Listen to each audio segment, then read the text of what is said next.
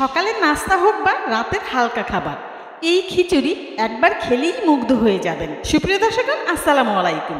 আজকে সুজি দিয়ে তৈরি করা খুব সহজ একটি রেসিপি নিয়ে চলে এলাম, সুজির সবজি খিচুড়ি। প্রথমে আমি আপনাদেরকে উপকরণগুলো দেখিয়ে দিচ্ছি। এখানে আমি হাফ কাপ পরিমাণে সুজি নিয়েছি, আর নিয়েছি আমি এখানে দুটো বড় সাইজের পেঁয়াজ, আর 5টা নিয়েছি কাঁচামরিচ কুচি। পেঁয়াজ আর কাঁচামরিচটা আমি কুচি করে কেটে নিয়েছি।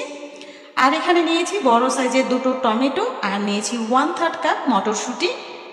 আর এখানে আমার লাগবে হাফ টেবিল চামচ চাট মশলা আর হাফ চা চামচ হলুদের গুঁড়ো। চাট মশলার পরিবর্তে এখানে আপনারা নুডলসের মশলা ব্যবহার করতে পারবেন।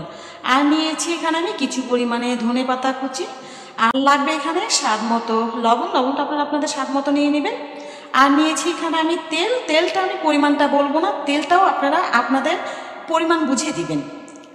আর এখানে লাগবে আমার একটি ডিম। আপনারা ডিম কিন্তু দুটোও নিতে পারবেন। এই রেসিপিতে হাফ কাপ সুজিতে আমি একটি ডিম নিয়েছি, আপনারা চাইলে দুটো ডিম ব্যবহার করতে পারবেন। আমি ডিমটা ফেটিয়ে এক সাইডে রেখে দিব। এবার আমি একটি প্যান নিয়ে নিয়েছি, প্যানটা গরম হয়ে গিয়েছে। এবার আমি তেলটা কিছু পরিমাণে, এখানে আমি প্রায় 2 টেবিল চামচের মতো তেল ব্যবহার করেছি। এবার দিয়ে দিলাম পেঁয়াজ কুচি আর মরিচ কুচিটা দিয়ে এবার আমি পেঁয়াজ আর মরিচটা ভালোভাবে একটু ভেজে নিব। ব্রাউন কালার করবো না, বাট একটু ভালোভাবে ভেজে নিব। পেঁয়াজ আর মরিচ কুচিটা ভাজা হয়ে গেছে, আপনারা স্ক্রিনে দেখতে পাচ্ছেন কি পরিমাণে আমি ভেজেছি। এবার আমি এখানে দিয়ে দিলাম টমেটো কুচিটা, আর দিয়ে দিলাম এখানে মটরশুঁটি। এবার আমি টমেটো আর মটরশুঁটিটা ভালোভাবে একটু ভেজে নেব, যেন কাঁচা ভাবটা একেবারেই চলে যায়, কারণ সুজিটা দেওয়ার পরে কিন্তু আর ভাজা যাবে না। এই রেসিপিতে আপনারা যে কোনো সবজি ব্যবহার করতে পারবেন। আমি চুলার আঁচ মিডিয়ামে রেখে 3 মিনিট ধরে ভেজে নিলাম।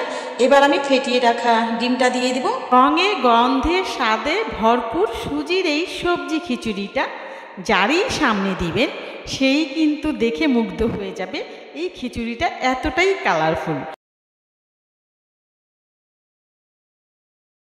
আমি এখানে দিয়ে দিলাম চাট মশলা আর হলুদের গুঁড়োটা, আর দিয়ে দিলাম এখানে লবণটা দিয়ে একটু সামান্য ভেজে নেব, বেশি ভাজতে হবে না। কারণ এবার আমি এখানে দিয়ে দিব সুজিটা দেওয়ার পরে এবার আমাকে আবার 3 মিনিট ভেজে নিতে হবে, কারণ সুজিটা কিন্তু আগে ভাজা ছিল না, সুজিটা কাঁচা সুজি। এই জন্য অবশ্যই এখানে সুজিটা দেওয়ার পরে ভালো মতো একটু ভেজে নিতে হবে, তা না হলে কাঁচা একটা স্মেল থেকে যায়। আমি সুজিটা দেখতে পাচ্ছেন একটু লালচে করে ভেজে নিয়েছি। এই পর্যায়ে আমি চুলার আঁচটা কিন্তু লো করে দিয়েছি, একদম লো করে দিয়েছি। কারণ চুলার আঁচ যদি হাই থাকে তাহলে কি হয়, পানিটা দেওয়ার সাথে সাথে সুজিটা টেনে নেয়। আপনারা মিষ্টি সুজি রান্না করলেও এই টেকনিকটা অবশ্যই ফলো করবেন, চুলার আঁচ একেবারেই লো করে দেবেন।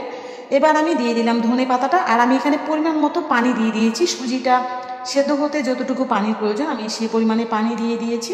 এবার আমি সুজিটা সেদ্ধ হওয়া পর্যন্ত অপেক্ষা করব। আমার সুজি রান্না কমপ্লিট, এবার পরিবেশনের পালা। আর এই খিচুড়িটা নরম নরম খেতে বেশি ভালো লাগে, তাই খেয়াল রাখবেন নামানোর আগে যেন খিচুড়িটা একটু পাতলা থাকে, কারণ সুজি কিন্তু ঠান্ডা হলে ঘন হয়ে যায়। সবশেষে সবাই ভালো থাকবেন, সুস্থ থাকবেন, আমার জন্য দোয়া করবেন। আল্লাহ হাফেজ।